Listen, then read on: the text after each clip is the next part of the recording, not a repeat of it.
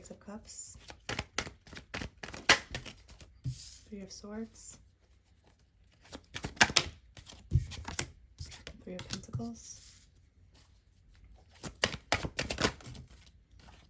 We have the Ace of Cups and the Two of Pentacles.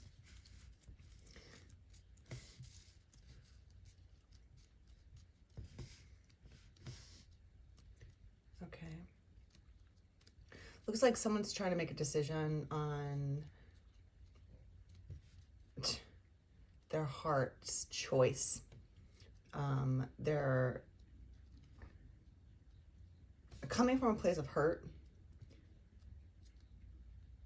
Someone wants a new chance at love. They're trying to make a decision on who to work with next, you know, or who to team up with next. Maybe they actually, or you have a person in mind already. Well, we have the Three of Swords and the Six of Cups here. So it might be someone that you already know, someone from your past, or someone that just makes you feel childlike again. But this Three of Swords is concerning. All the other cards are kind of progression forward or backwards to somebody. But there's something here where there's a third party involved. And now this could mean a breakup, because breakups bring new beginnings with love again. This might be someone thinking about breaking up, right? They're thinking.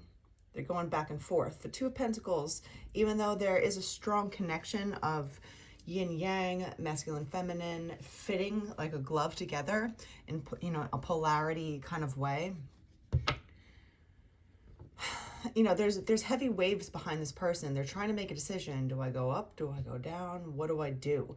You're still in the decision making, and you're juggling the choices of love, of new chances at love, of who you want to connect with. There might be someone from your past that you are nostalgic about, or someone that's going to make you feel like you've known them forever. What's going on with the Three of Swords? Let's start with the bad. What's the Three of Swords? Strength. Look at that. Two infinity symbols already coming out. Again, with the masculine, feminine, polar effect kind of vibe.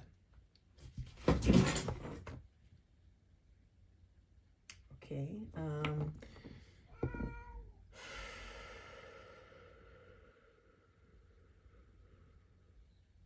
Someone needs to tame the beast, right? Someone needs to tame their feelings. That they need to tame whatever situation is going on with this Three of Swords. They're either getting out of a relationship, thinking about getting out of a relationship, or just got out of one and they're licking their wounds. And you can't fight fire with fire, right? This woman is very gentle. She's angelic. You know, she's filled with softness and flowers around her. And you see that she has a lion in the palms of her hands. He has his tongue out. He's just super relaxed and enjoying the head rubs, you know? So she subdued the king, the beast of the jungle, something that's very scary, but with softness. And sometimes that's what you have to do in order to really heal. It's, you know, if you're met with anger and you're angry already, it's just going to continue, right? So if there's two people here, like in a relationship, that are constantly arguing and you're both at a standstill, right? You hit a place where you just cannot stop arguing. As soon as you start, you both chime in with the same thing, the same sentences over and over and over again. It's like a fucked up script that you both have, and it just spirals downward into not going anywhere. And a lot of couples get caught in that downward spiral because you have to break the chain. You have to break the monotony of what you're saying, what you're doing. You both have to sit down and shut your mouth sometimes and listen to the other person and actually listen, you know, and not get defensive.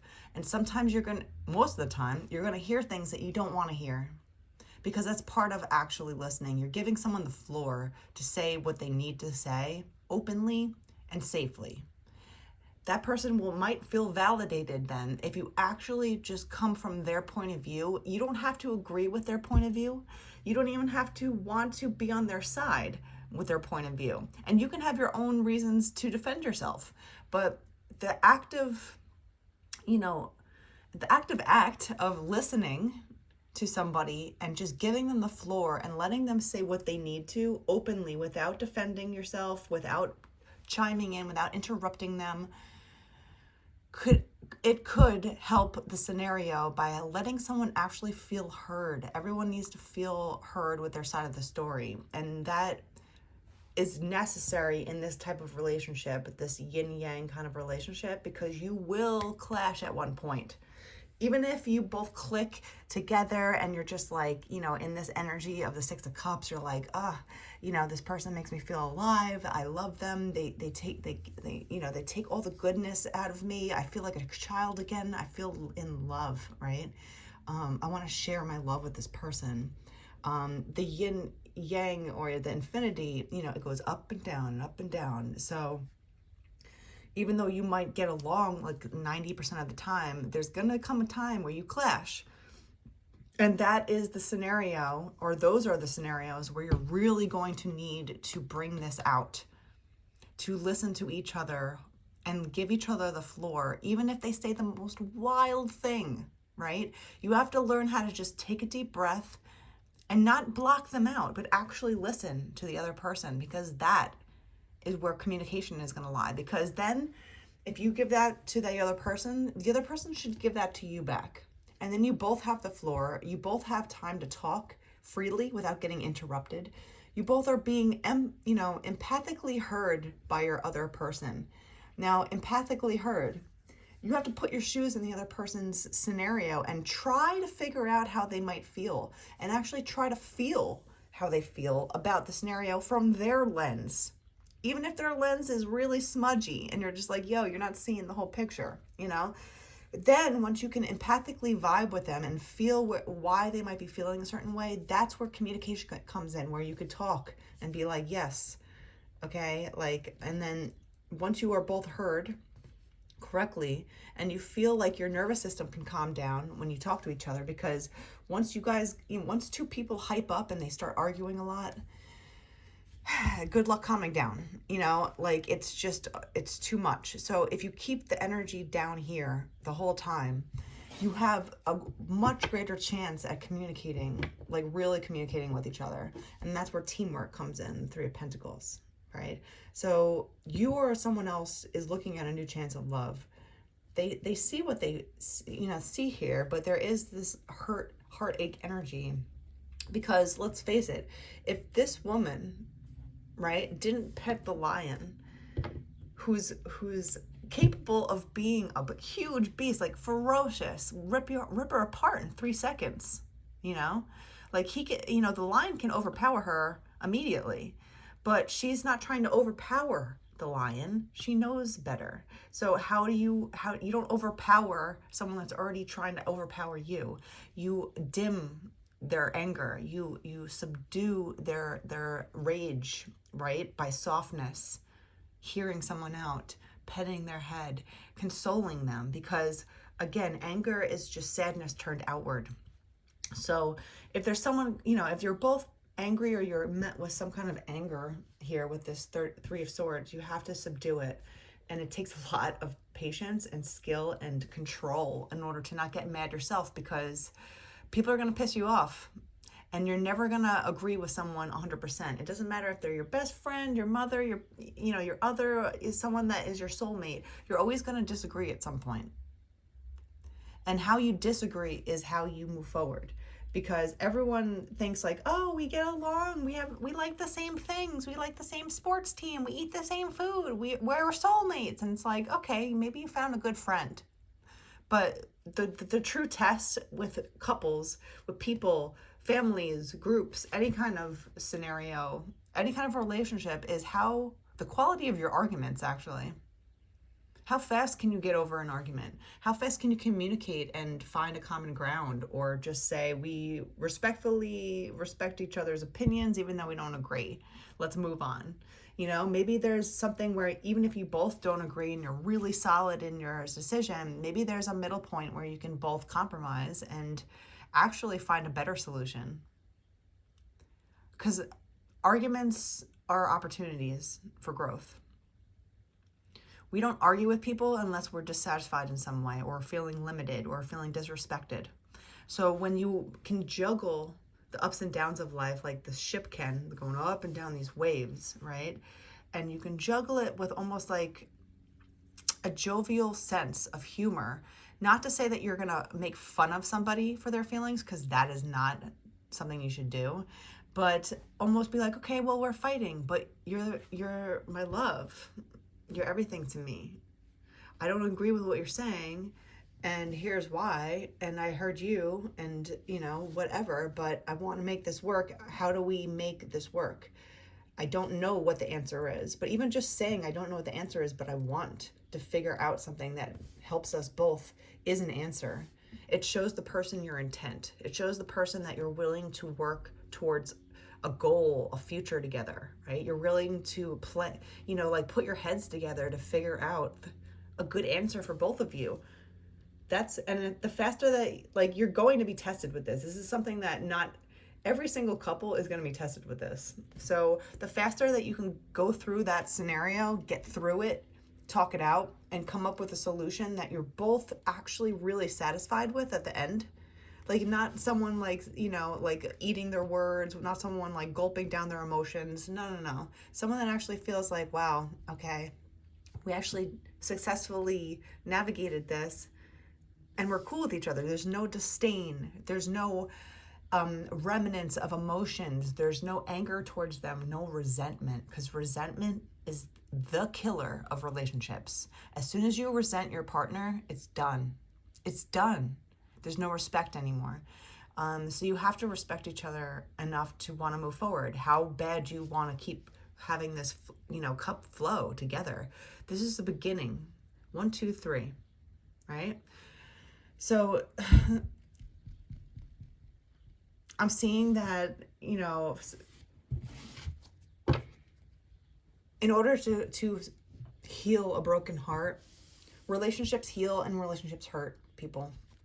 So if you're coming from a broken-hearted place of it never working, of you never being heard, what do we got?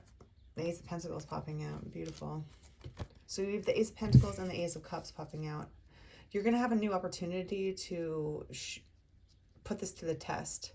It looks like you're looking at a new opportunity of like, okay, well, I know who I want to invest in next. I know exactly who I do. I think that he or she will ride the waves of life with me successfully. Will stay afloat on the water of life, because the waters get choppy, right? We're all going to be tested with a lot of different things. So in order to avoid the Three of Swords, getting your heart stabbed, and always having some sort of heartbreak, failure when it comes to relationships, you have to change. And even if you change and you're perfect and you're changing, right? And you give someone the chance and they don't hold up their end, you have to be honest with yourself and be like, okay, give them a few chances. But if they don't live up to the same standards as you, it's not a match. Again, we have Temperance, we have the Two of Pentacles, and we have Strength. All three of these cards is all about the yin-yang energy of balancing out life in all different forms, through softness, through masculinity, femininity, through choices, through having your feet grounded, and also in the spiritual realm. You're multifaceted, and she's balancing the water in 2 cups. This is all about balance in relationship, right? We're not going to be exactly the same. Someone might have better, be better at something than the other person, and that's how you help each other grow. But ultimately, you should be balanced in your goal of the relationship, because if you both don't have the same goal of the relationship, it's going to get messy and it's going to get hairy. So when troubling times come, right, and you're trying to figure things out and you're trying to build and you're trying to get through an argument, because it will happen, and you both don't have the same goal of staying together or whatever goal it is that you have for the relationship, for the family, for the future, for staying, just for the relationship itself, or for both of your hearts, whatever it is that you both have to say and decide and start together. If you don't have that, there's nothing to fight for. Everybody needs a reason to fight for something. It could be individually, it could be in a relationship. The relationships need something to fight for. And if you give up on that and you have resentment, it's over. So in order to create this new, oh my God, in order to create this new opportunity with the Ace of Cups and the Ace of Pentacles, we have the Lovers again, with the twos and this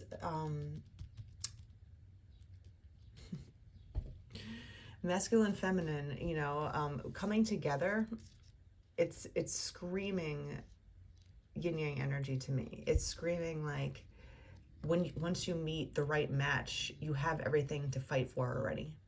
Nothing is going to come and stop you two. When you meet the right person who's willing to fight for the right things, you both have the same goal of a relationship.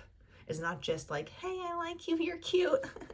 It's like, oh, I want a long-term relationship. I want someone that is going to be my confidant, someone that's always there for me, even if we're not together all the time. I want someone that I know that I can count on, right?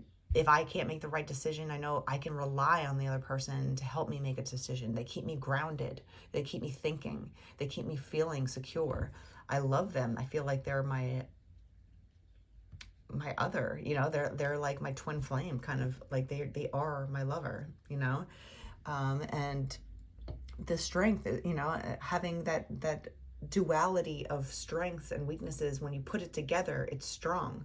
If you're both part of the infinity symbol and it's just a zero, right? And you can go around and around in your own little loop forever. But once you combine forces with someone else and you go around each other forever, and it's the right person, this dualistic kind of yin yang energy of like, what you don't have, I have, and what I don't have, you have.